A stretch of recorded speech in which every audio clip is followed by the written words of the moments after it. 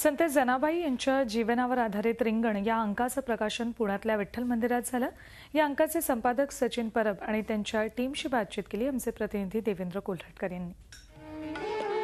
सध्या महाराष्ट्रामध्ये वारीचा माहोल पाहायला मिळतोय। वारीमध्ये रिंगण प्रसिद्ध आहे, मात्र गेल्या काही वर्षापासून साहित्यातलं एक रिंगण समोर आलेलं आहे। रिंगण हा वारीमधला एक विशेषांक गेल्या 3 वर्षापासून प्रसिद्ध होतोय। त्या रिंगणचे दोन्ही संपादक जे आहेत ते माझ्यासोबत आहेत।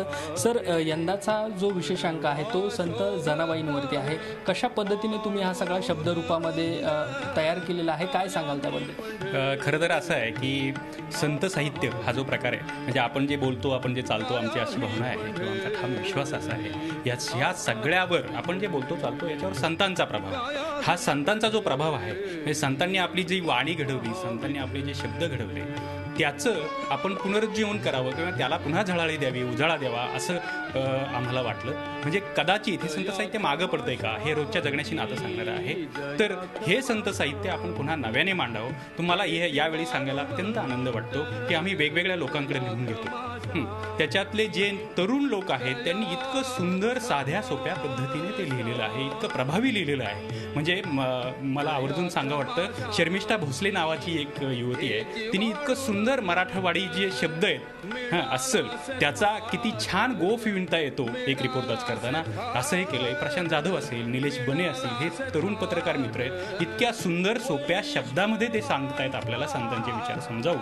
आणि आपल्याला ते काहीतरी धार्मिक आहे, काहीतरी अवघड आहे, तिकडे आपण जायला नको बाबा, तर ते सोपं करून सांगण्याची जी कला आहे, मला असं वाटतंय त्या मित्रांनी, माझ्या सगळ्या पत्रकार मित्रांनी ती खूप अंगात मुरवून घेतली आहे। आणि त्यांचं हे मुरवून घेणं जे आहे ते मला वाटतं आम्ही आपल्यापर्यंत आणलेलं आहे। आणि संतांचे हे विचार खऱ्या अर्थानं सोप्या शब्दांमध्ये, उगवत्या भाषेमध्ये या सगळ्या तरुण पत्रकार मित्रांनी आपल्यापुढे या रिंगणमध्ये आणलेले आहेत। सर, रिंगणच्या निमित्ताने तुम्ही संतांचे हे विचार जे आहेत ते लोकांपुढे आणताय। यावेळेसचा जो अंक आहे तो संत जनाबाईंवरती आहे। त्यांच्याबद्दल बोलायचं झालं तर त्यांचं साहित्य जे आहे फार मोठ्या प्रमाणात लोकांच्या समोर आलं नाही असं आपल्याला वाटतंय का? 750 वर्षापूर्वीचा काळ आहे, आजचा काळ नाही आहे। त्याच्यात ती एक बाई आहे, त्यातही ती शूद्र जातीची बाई आहे, आणि त्याच्या पलीकडे ती एक मोलकरीण आहे। जनाबाईंवर अशा पद्धतीचा अभावाचा डोंगर आहे समोर। आणि त्या काळात देखील, म्हणजे इतका 7.5 अशी परिस्थिती असताना देखील 750 वर्षाच्या नंतर आपण जनाबाईंची चर्चा करतोय। याचाच अर्थ जनाबाई 750 वर्ष काळाला जिंकून उभ्या राहिलेल्या आहेत। आज गावागावामध्ये, म्हणजे विदर्भापासून ते कोकणापर्यंत गावागावामध्ये ज्या ओव्या गायला जातात, ज्या कहाण्या सांगितल्या जातात, आज जात नाही आहे पण जनाबाई जिवंत आहे। ज्यांच्यापर्यंत जनाबाई पोचली नाही, असं तुझ्या माझ्यासारखा महानगरात राहिलेला मुलगा जेव्हा आपली मुळं शोधत जातो तेव्हा त्याला जनाबाई भेटतात। आणि मग त्या जनाबाई शोधताना रिंगण समोर आलेलं आहे, आणि सर्वांगाने जनाबाई मांडण्याचा आम्ही प्रयत्न केलेला आहे, आणि तो आजच्या तरुणांना आपला वाटतोय।